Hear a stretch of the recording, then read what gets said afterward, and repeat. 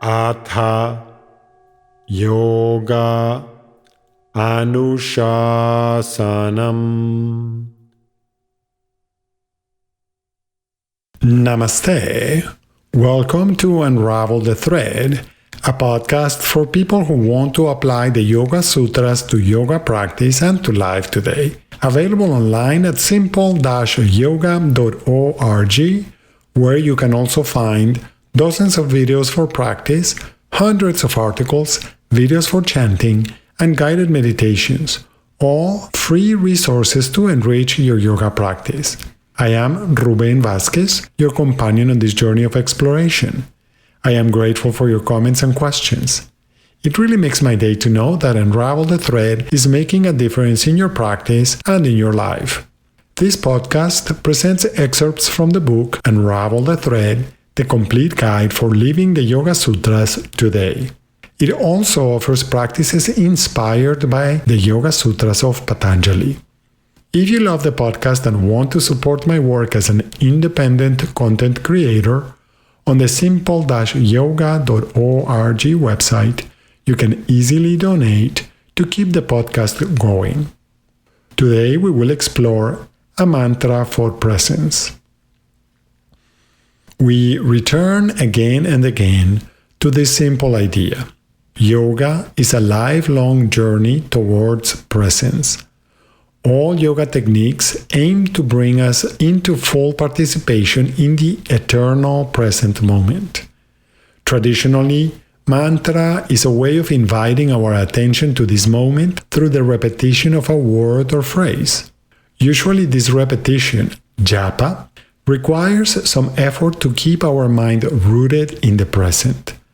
When the mind remains aware of the mantra, its meaning and significance, without repeating the mantra, it is called ajapa or ajapa japa.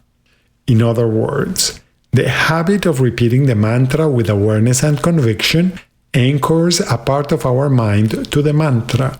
It can serve as a gentle reminder of a broader perspective on our lives. As with all techniques and tools, it is wise to ask, do mantras work? Although mantra is originally a Sanskrit word, many languages have added the word mantra to their dictionaries. In addition to its original meaning in yoga, Hinduism, and Buddhism, a common definition of mantra is a frequently repeated word or phrase. If we pay attention to our own words in our daily interactions, we will probably notice that there are some words that we use frequently. For example, we may find that we often say things like, "Here are the things we need to worry about," or "Our biggest worry is," or "I'll worry about that later." Is it possible that by using the word worry often, we are priming our minds to go into worry mode? This is an empirical question, something we can easily determine. Even if we sit for just a few moments and repeat, "I am worried, I am worried, I am worried," over and over again, we will probably find that we feel different than if we repeat, "I am at peace, I am at peace, I am at peace," for a few minutes. If our words influence our thoughts, attitudes, and perceptions, it is important for us to notice what words we say, consciously and unconsciously, because these words become the mantras we use in our daily lives. Some of our unconscious mantras can pull us away from the present, such as choosing to worry about things that have not yet happened, or assuming that we already know how things will turn out, taking our assumptions as facts and reacting to events that have not yet happened. All mantras, like all tools in yoga, are tools to bring us into the present. When we are aware all the time, there is no need for tools. We just are, and we participate in our lives from our presence, rather than from our habits, propensities, inclinations, beliefs, and other ways of being. It is really so difficult to be present. In short, no, it isn't.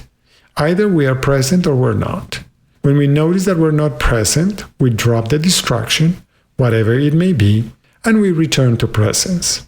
As we have suggested before, this is the key practice, returning to presence again and again, without strain, without struggle, without self-judgment, and with a gentle smile.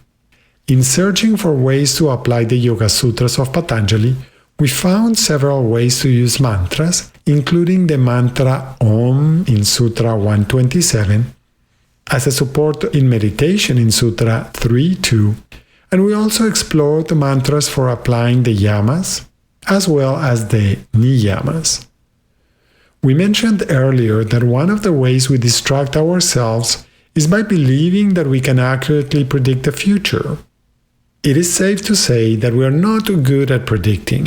This is because everything, literally everything, is constantly changing. The world around us is changing. Even our bodies, minds, ideas, beliefs, and memories change. Life is constant change, so it makes sense that our predictions are not very accurate. We can still try to predict, but it seems useful not to get attached to our predictions.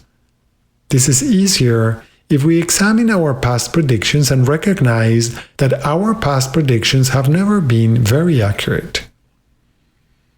It is important to clarify that we're not suggesting that one should never think about the future.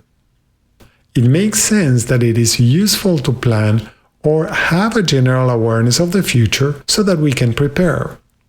For example, if I know that I have to go to a place that is far from home, it is helpful to check if I have enough gas or charge to get there and back. Some of our tendencies may lead us to imagine that the trip will be good, bad, neutral, or disastrous. When we catch ourselves spending too much energy or time worrying about a possible outcome, we can use a very simple mantra. Let's see. Here are some ideas for using this mantra. Anytime you find yourself spending a lot of energy trying to predict how something will happen, consider pausing, taking a breath, and saying, let's see. If you find yourself worrying about how something will turn out, notice if anything feels different when instead of worrying, you invite yourself into the present by saying, let's see. Notice how the simple mantra invites us to pay attention to what is happening while acknowledging that we do not yet know how the future will unfold. Can this simple mantra make a difference? As always, these suggestions offer ideas that you can try out for yourself to see if they enhance your ability to participate in your life with awareness. Will it work for you? Let's see. Thank you very much for listening. I hope that your exploration this week is enjoyable and that you will listen to the next episode to continue learning more simple and effective techniques. Remember, if you have questions when trying to apply these ideas, do not hesitate to contact me through my website simple-yoga.org. If Unravel the Thread is part of your day and you feel generous, I would appreciate it if you could support my work by subscribing, liking, and sharing. These are zero-cost ways of supporting my work. If it is possible for you, you may also support my work by offering a donation at simple-yoga.org. Thank you. Remember that you can have your own copy of Unravel the Thread. Until next time, Namaste.